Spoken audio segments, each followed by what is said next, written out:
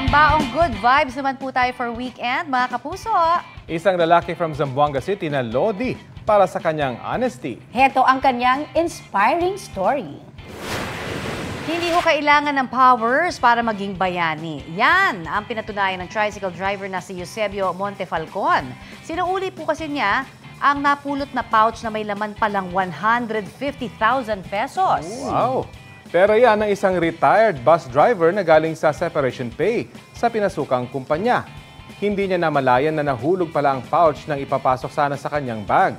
Napulot yan ni Eusebio na nooy napadaan sa barangay Baliwasan. Kinilala naman ng Zamboanga City LGU ang kanyang katapatan.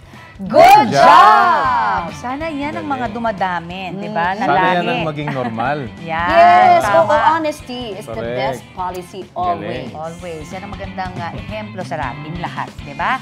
Kapuso, alamin ang maiinit na balita. Bisitahin at mag-subscribe sa GMA Integrated News sa YouTube. Sa mga kapuso abroad, samahan nyo kami sa GMA Pinoy TV at sa www.gmanews.tv.